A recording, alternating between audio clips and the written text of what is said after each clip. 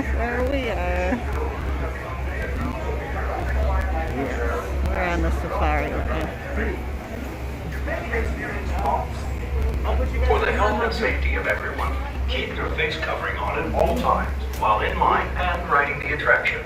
Please keep your party together, abide by the queue markings, and maintain physical distancing between your party and others. Remember to wash your hands frequently throughout your visit, or use the sanitizer dispensing units provided.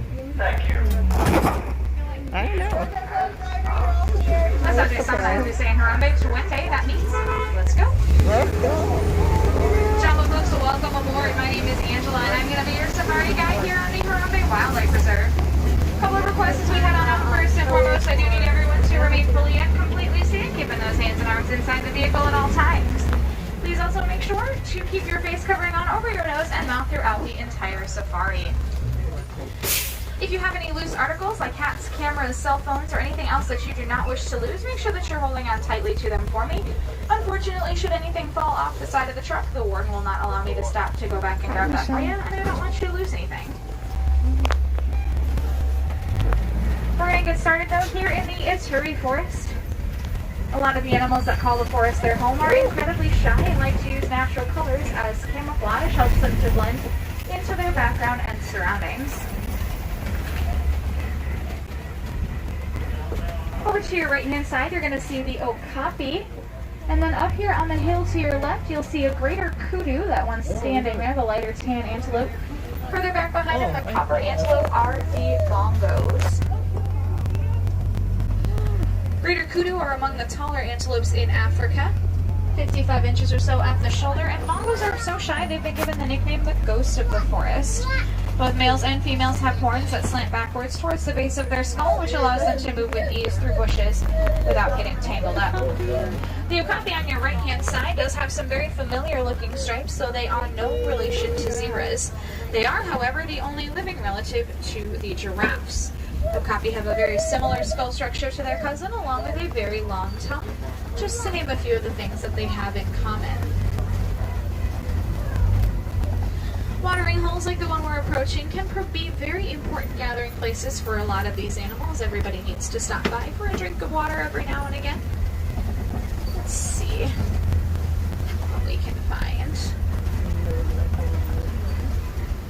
Laying just along the canyon wall here on your left is a beautiful black rhino.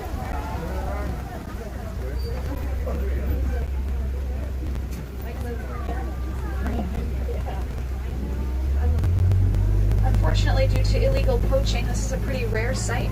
There are fewer than 5,000 of them remaining in the entire world.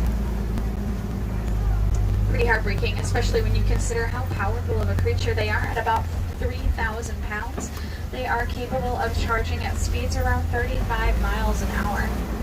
Not to mention their skin is nearly an inch thick, making them almost impenetrable to any type of natural attack.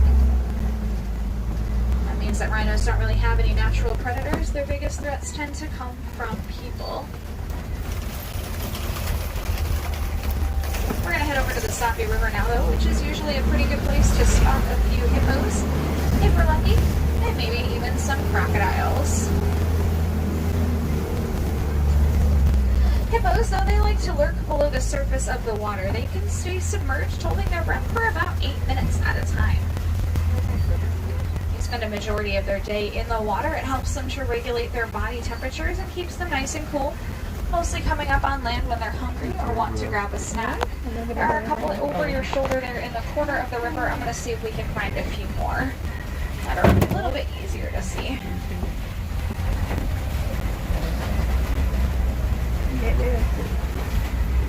Thank you, dear.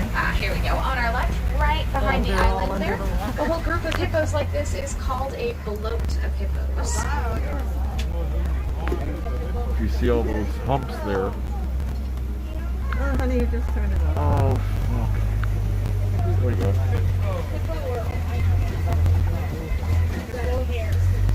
On the island itself, the big white birds are pink-backed pelicans. They get their name because during mating season, their backs will turn a lovely shade of pink.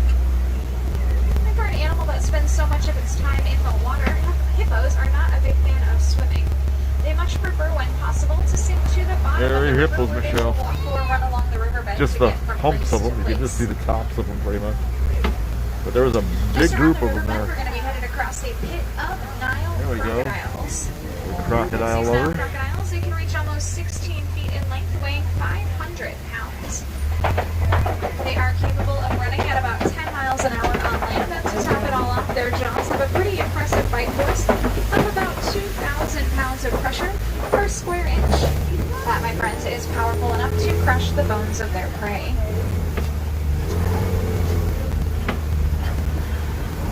As the trees start to thin out ahead, we're going to be making our way into a pretty drastically different ecosystem. We're going to make our way out to the Serengeti grasslands.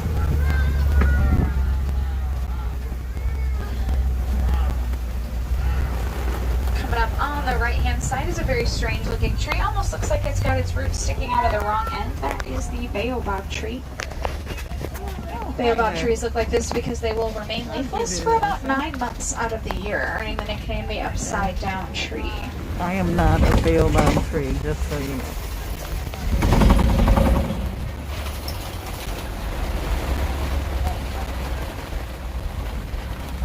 Alright, welcome to the savannah, folks. The savannah will stretch for hundreds of miles across East Africa and see millions of different animals migrate through it every single year, almost acting like a super highway for many of them.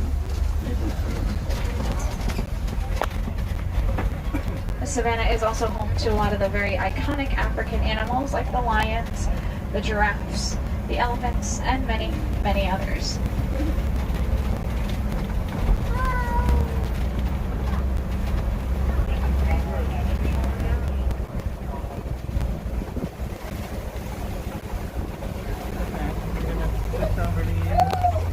What's going on over here?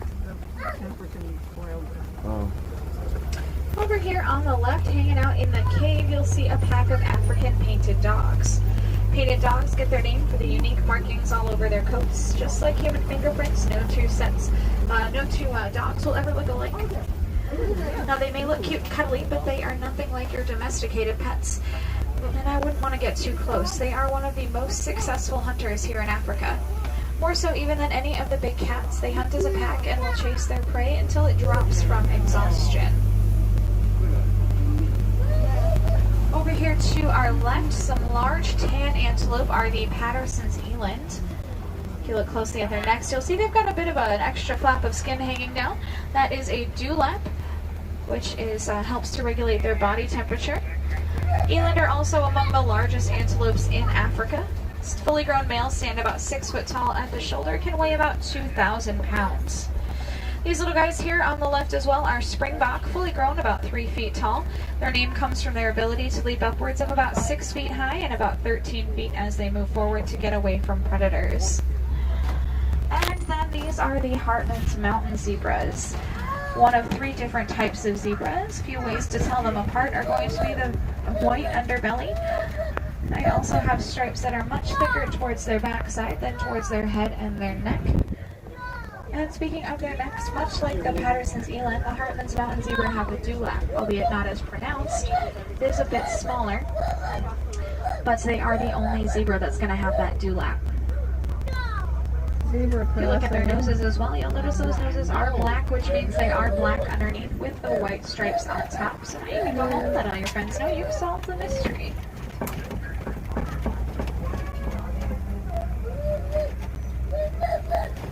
There's also a beautiful Maasai giraffe off to our left there. Maasai giraffe are distinguishable from other giraffe species by the very rough, jagged edges they have around their spots. And they're pretty hungry animals. They spend upwards of 16 to 20 hours out of their day eating. That means they only get about 30 minutes of deep sleep each and every night. Most of the time they will even sleep standing up.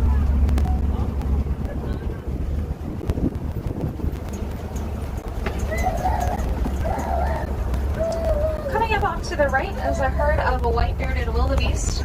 And they tend to travel in fairly large groups, migrating anywhere from 500 to 1,000 miles across the African savanna every year. They have been known to travel in groups up to 1.5 million. Further back over the crest of the hill, you'll see some animals with very large horns coming up. Those are the Anchovy cattle, and their horns are pretty massive. They can stretch to be almost 6 feet in length from tip to tip, and though they may look incredibly heavy, for the most part they are hollow on the inside. There is a honeycomb structure in them, a lightweight honeycomb structure that allows their blood to circulate and keeps them from overheating. There's Anchovy up there. I'm gonna get another look at some giraffes as well as we come up towards this grove of trees on our left.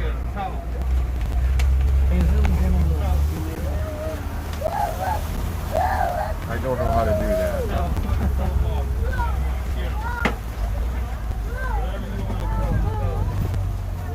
Oh my gosh, there's a whole bunch of them. Even when they're born, giraffes are never all that short.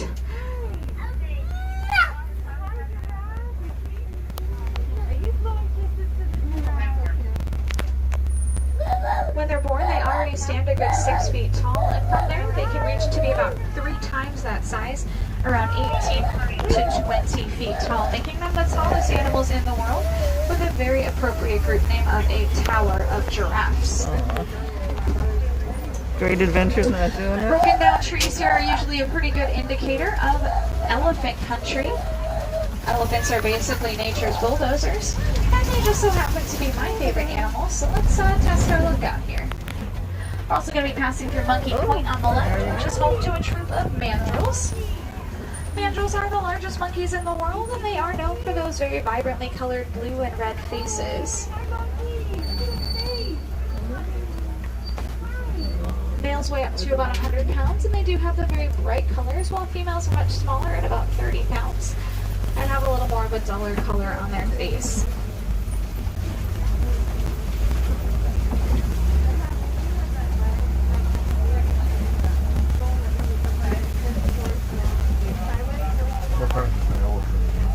There's that. Alright, right behind the road closed sign here is one of those African elephants. Looks like he's all by himself too, so this is probably a male. Male elephants are very solitary. They do separate from their herd once fully matured to spend most of their lives by themselves or in loose groups with other males. Unfortunately though, elephants' biggest threats right now are people. Not only are poachers continuing to target them for their ivory tusks, but they, along with many other animals, including those mandrills, are suffering from a pretty critical loss of habitat. This is mainly attributed to mining rapidly encroaching on their homes for a metallic ore called coltan, which we use in the production of a lot of electronics like cell phones, cameras, laptops, and batteries.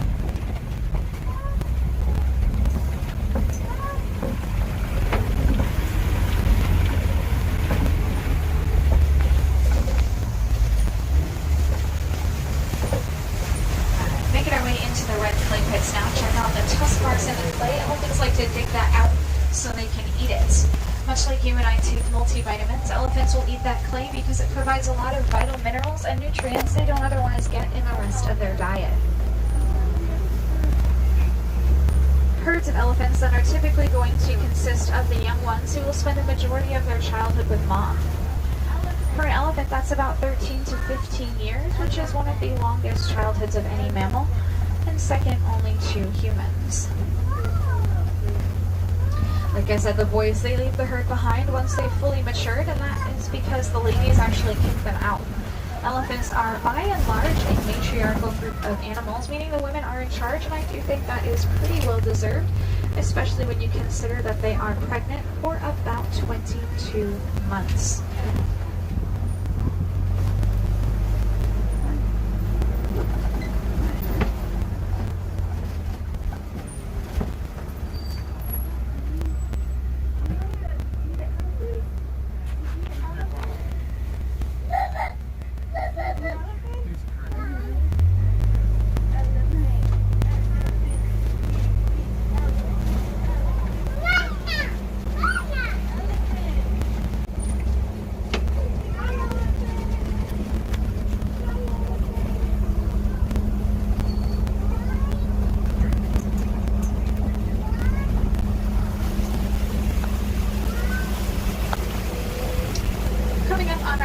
are the greater flamingos, which are the largest and the least pink of the flamingos. They get their coloring from their diet, which consists mainly of brine shrimp and other aquatic animals rich in beta-carotene.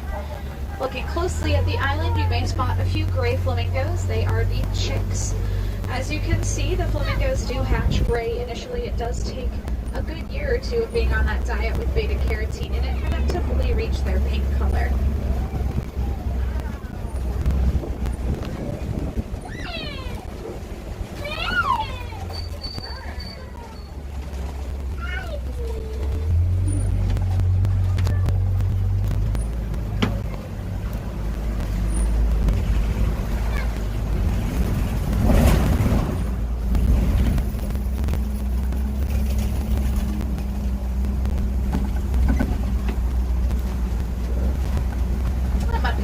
Fresh. There are some pretty big animals in this area, like rhinos that like to roll around in that mud to help them to keep cool and keep the bugs away. And I think we might be lucky enough to find a few up ahead here.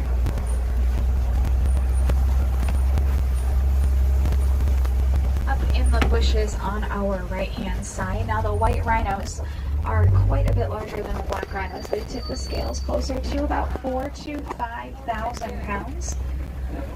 And are still very capable of charging at those speeds around 35 miles an hour.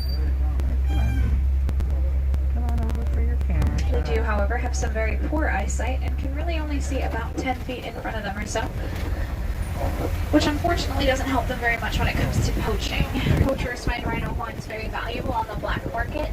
They are said to have some sort of medicinal quality to them, which is not true. Rhino horns are made of keratin, and if that is the same thing that makes up our own hair and fingernails, so if there's something special about it, I think all of us nail biters would have gotten superpowers by now, you know? I have superpowers. Over to the left, there are a couple of cheetahs laying down there. Cheetahs are one of the largest, or one of the fastest moving land mammals. Clocking in at speeds over 60 miles an hour. They can't keep up their top speeds though for more than a few hundred yards. If they try to run too far too fast, they will completely wear themselves out. Their tails will help them to change direction when they're running at high speeds, kind of like a rudder. And they have non-retractable claws as well that help them to grip the ground when they're running at those very high speeds. Ooh. On the rock all the way up top there, gorgeous male lion. There's a female down here. I see him. I see him. Lioness down below as well here. Yeah, they are. Look at that, right on there. Oh, there's another one on the high rock too. The lions are particularly inactive most of their day. They're going to lay around, resting, sleeping, and not really doing too much of anything at all for about 18 to 20 hours a day. I'll be honest, I kind of want to be a lion. Mostly. Oh my God, they're roaring.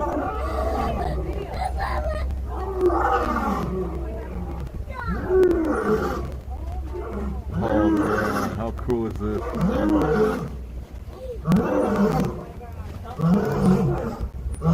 And the male is up there, they're both doing it. The male and the female are both roaring.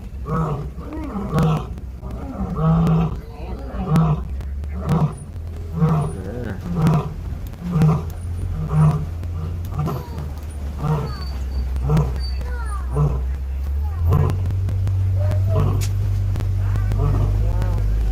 That was pretty cool. Special. There's actually two more, the male and then another female, all the way up on top of the rock. Oh, crap. Look at her up there, huh? She is tuning on something. Yeah, she really is. She looks. They both are. They're both looking at the same thing. It looks like. For any of my wilderness explorers on board, the name of the truck is Simba 1, S-I-M-B-A 1. Simba is the Swahili word for lion. Lots of burrows around the bend here. Look Oh, there's at one. the top of the hill there. You'll see that warthog laying down in it. Warthogs are the largest burrowing land mammals. They use their snouts, their hooves, and their two sets of razor-sharp tusks to dig their very large burrows. As you can see, they like to back into them with their tusks facing outward. That way they can protect themselves against any potential predators. Ostriches coming up on the right. They are the largest birds in the world, completely incapable of any sort of flight. But they lack in their ability to fly. They do make up for their ability to run at about 40 miles an hour. They also left a nest of their eggs here. Those are ostrich eggs weighing about 3 pounds apiece. They are incredibly sturdy, enough so that a fully grown person could stand on top of one without it cracking. Back with the ostrich there, the smaller brown antelope you may have seen are the bontebok, which are a relative to the wildebeest, like the ones that we saw a bit ago.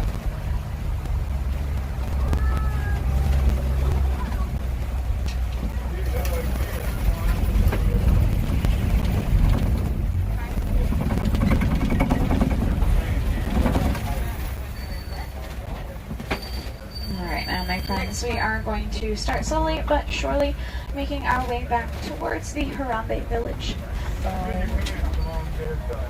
Looks like the wardens have been working on some upgrades, some improvements to the reserve for the better protection of all of the animals out here.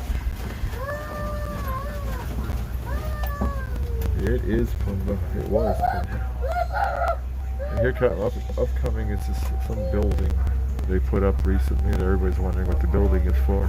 As you can imagine, we are doing the best that we can to help take care of and protect every one of these animals.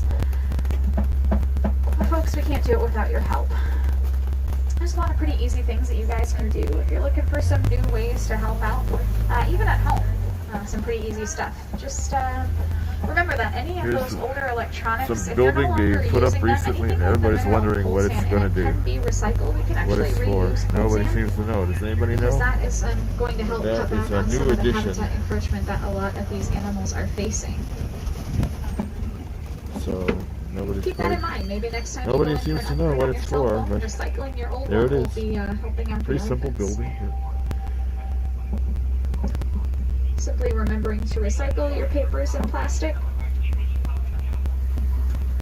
If you're using a disposable face covering, make sure that you cut the straps off of those before you throw them in the trash. That way any animals that encounter that trash don't get tangled up in those strands. Even replacing single-use plastic bags, cups, straws, utensils with reusable ones can have a huge impact on the environment. It may not seem like a lot. It may seem like all these really little things doesn't really make a difference, but if a lot of us start doing just a little bit to help out, we can make a pretty big difference. You gotta remember, folks, we do only have one planet, and we do share it with these animals who do rely on us. Yeah, but I don't think that's any more than a studio, right? If we don't do anything, well, pretty soon we're going to start to see a lot of these animals disappear. Maybe you can get a studio in there, probably not.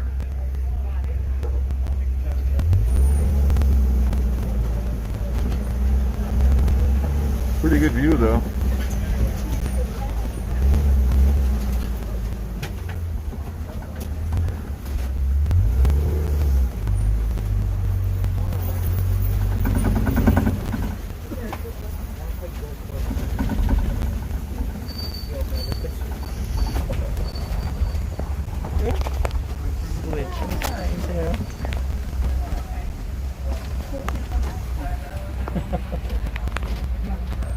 If any of you guys are interested in learning a little bit more about some of these animals, maybe finding a few others along the way, I would highly recommend checking out the Gorilla Falls Exploration Trail. That's going to be right next door to where I drop you guys off at here in a little bit. There is not only a gorilla sanctuary at the end of that trail, but there is also an underwater hippo viewing area. There are some more monkeys, meerkats, a different kind of zebra from the ones that we saw on the reserve, and even some naked mole rats, along with, of course, many other animals. That takes about 15 to 20 minutes or so. It's a good self-guided walking trail. Go at your own pace, take your time, and enjoy the beautiful animals on that trail. You can also earn a few of those Wilderness Explorer badges if you're looking for more of those.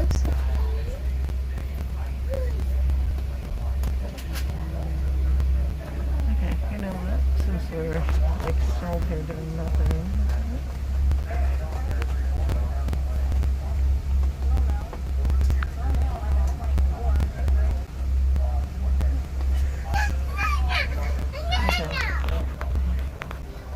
We have a lovely little screen to Asia later on at some point today, you can also check out the Maharaja Jungle Trek. Tigers. That's very similar to the walking trail, the Gorilla Falls Trail. Maharaja Jungle Trek is home to some bats, some Komodo dragons. There is a bird sanctuary, some pretty beautiful birds over there. And if you're a big cat lover, you're looking to find a few more, you can also check out the tiger sanctuary on that trail. Much like the Gorilla Falls Trail, it is self-guided, and you can earn a handful of those Wilderness Explorer badges as well.